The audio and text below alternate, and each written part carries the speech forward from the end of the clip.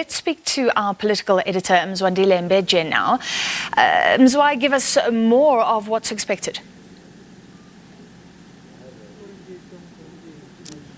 A very good evening to you, Francis. Indeed, I think it's a foregone conclusion that when the President speaks to the nation in the next 45 minutes, he will ease restrictions. We know that in less than 50 days, the country will go to the election, and of course you need to create at least an environment that will allow some sort of political activity, because right now at level 3 there are still restrictions that may make it very, very difficult.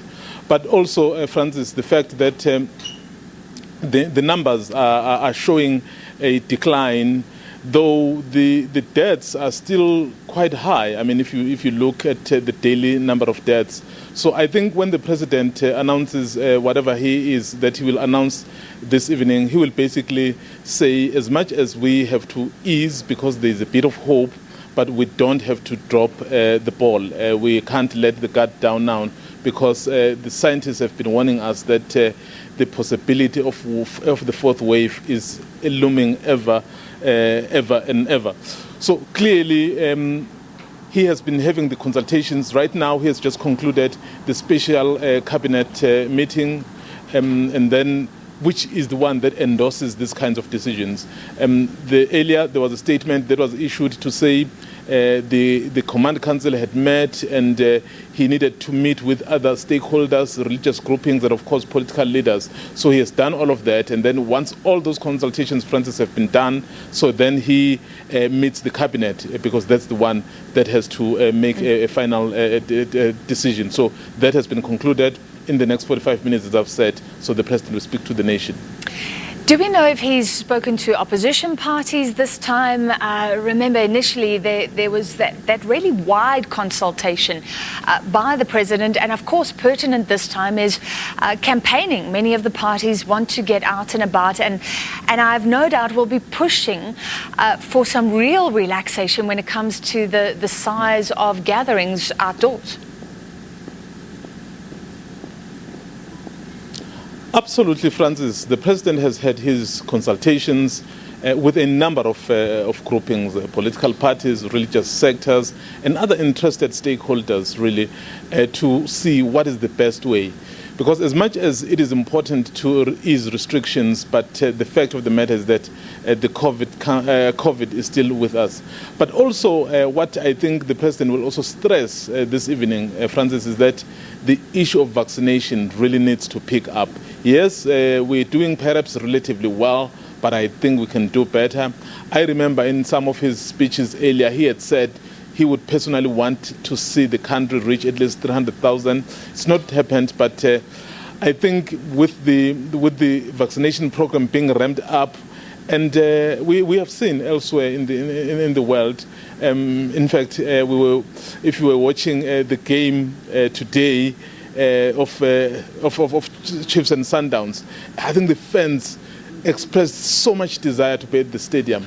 But the fact of the matter is that the country is still at very low levels of vaccination. So we are not going to be able to go and attend those games. So compared to what is happening in Europe, for example, so the stadiums where they are packed, so all those people we see there are vaccinated. So us as a country, if we ramp up that, so we'll be able to open up other economic activities. Because if the issue really continues to lag behind, so we will have a great difficulty even as we open up for elections. After elections, we may have a big problem.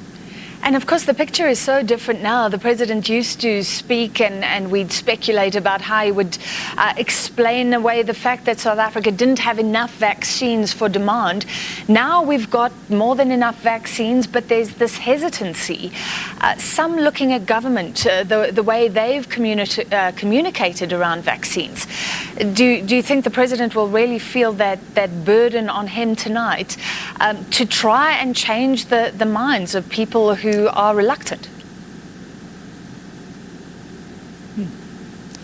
Oh yes. I think that's the key. In fact, at this stage, Francis, I think it's the messaging that matters in this country.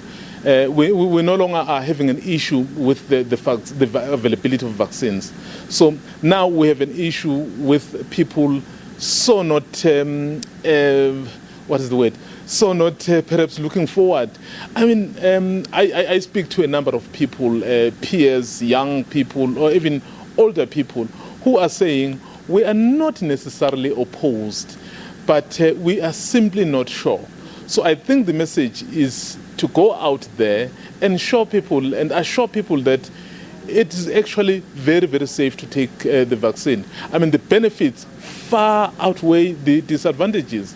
And clearly, and with the misinformation going around, the fake news going around, it's not easy for people. So the government, through the president, has a responsibility really to put its message across so that South Africans will believe it. And once South Africans embrace and believe that, so it will be easier to convince all of them. But I guess we are on the right track.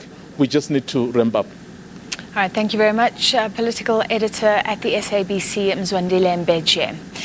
And of course, we'll take that address live at 8 o'clock. We'll bring you some more analysis. We'll get some idea of the expectations closer to that address as well. Now,